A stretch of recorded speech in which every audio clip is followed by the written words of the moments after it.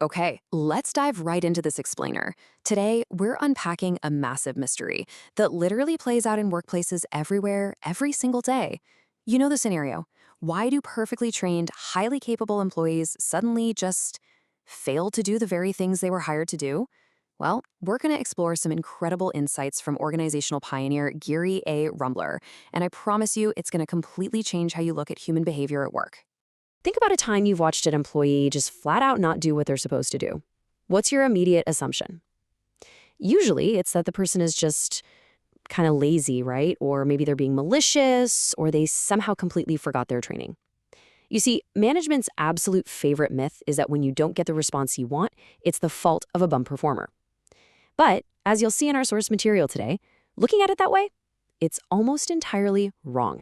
Actually, we're going to anchor this entire explainer on one absolute golden rule from the source text. Behavior is influenced by its consequences. I mean, it sounds incredibly simple, right? People naturally avoid negative consequences and they gravitate toward positive ones. We all do it. But organizations, they routinely forget this. They'll design these massive, expensive training programs while completely ignoring the actual, real-world consequences their employees face the literal minute they step back onto the floor.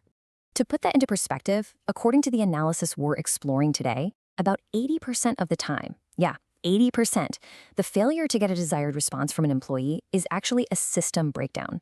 It's not a poorly performing person. Let me say that again just so it really sinks in. 80% of the time, it is the environment around the employee that's broken. So, if we actually want to fix the problem, we have got to stop trying to fix the person and start looking at the system they're stuck inside of. And that brings us to the core concept here, the performance system. Essentially, every performer exists in an environment where they receive a signal to do something, they make a response, they experience a consequence, and they get feedback. Now, the absolute crucial distinction here is that we have to look at the immediate consequences to the performer, not the downstream consequences to the organization. Think about it. A mistake might cost the company $1 million next year. But if doing the job right cost the employee their lunch break today, guess which consequence is actually going to drive their behavior? Let's look at Section 1, the ticket agent dilemma. To really grasp this, let's walk through a brilliant real-world analogy from our source material. Imagine an airline ticket agent, right? Their simple job is to collect a $2 excess baggage fee. Easy enough. But look at the punishing cascade of consequences they face just for doing their job. First, the customer gets totally furious over paying extra, so boom. Consequence 1 is instant hostility. Second, the agent has to hunt down the specific, archaic 5-part paper form for accounting, which backs up the whole line. And third, the unmarked door behind the counter swings open, the supervisor marches out, panics over the massive line, and yells at the agent right in front of everyone. All over a measly $2. What's truly fascinating here is the sheer power of this feedback loop. The feedback our ticket agent is getting isn't coming from some annual review. No, it is direct, immediate, frequent, and highly specific. And what exactly is it teaching them? It's teaching the agent that it would be absolutely crazy to ever try collecting an excess baggage charge again. The system is literally perfectly designed to punish them for doing exactly what they were trained to do. Moving on to Section 2, the management track. So, naturally, the agent logically stops collecting the fees just to survive the shift. But let's zoom out to the executive level. A vice president is walking through the airport, notices agents letting the extra bags slide, and decides to write a memo to fix things. And this brilliantly illustrates management's fatal leap of logic. See, what the VP actually saw was an agent choosing not to charge the fee because of intense environmental pressures. But what they reported was, I observed that ticket agents don't know how to collect excess baggage charges. Because, in organizations, you can't raise a problem without proposing a solution. So they instantly turned an environmental performance issue into an individual training issue. Because management immediately assumes the person is broken, a brand new training request is born. They literally pull the perfectly capable ticket agent off the floor, away from the angry customers and the screaming supervisor, and send them to what the source humorously calls the Human Performance Repair Department. So now the training team gets to work trying to, quote-unquote, fix an employee who, well, actually isn't broken at all. And this leads us to what we can call the retraining illusion. Inside the training room, everything is safely simulated. The instructor asks, "What do you do with 3 bags?" The agent enthusiastically answers, "Collect $2. Everyone cheers. The consequences in there are highly positive. They get a little tag on their toes, certifying them as fully trained, and then they are dropped right back into the exact same broken system. The airline hasn't changed the weird forms, they haven't pre-warned the customers, and they sure haven't stopped the supervisors from yelling. So everyone acts all amazed when, 6 weeks later, the agent suddenly contracts a terminal case of the DUMS and stops collecting the fee all over again. Let's move to Section 3 and see how this builds. Zooming out.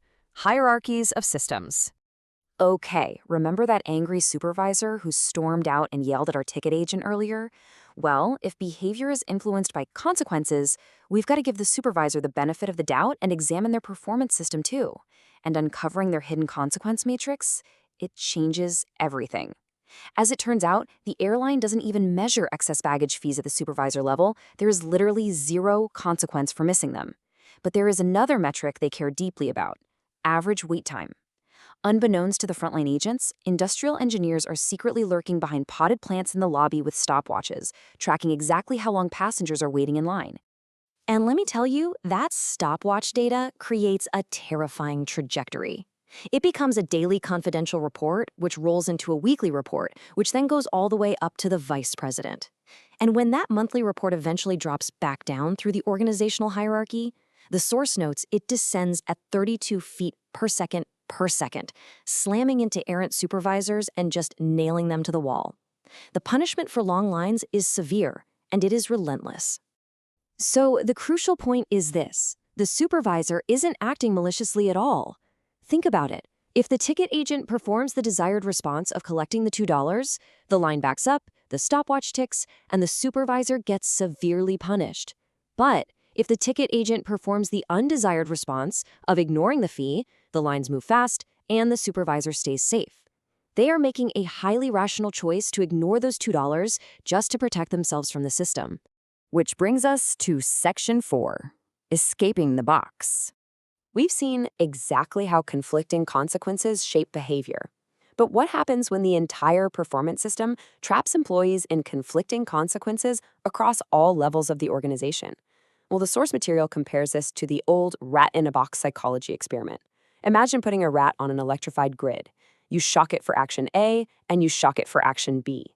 In the workplace, this is like the supervisor who gets punished by the union if they discipline an employee, but punished by upper management if they don't. They are truly damned if they do, and damned if they don't. So, what's the rational response to a situation like that? The secret of the rat experiment is that, well, there's no lid on the box. The rat simply jumps out. And humans are at least as smart as rats, right?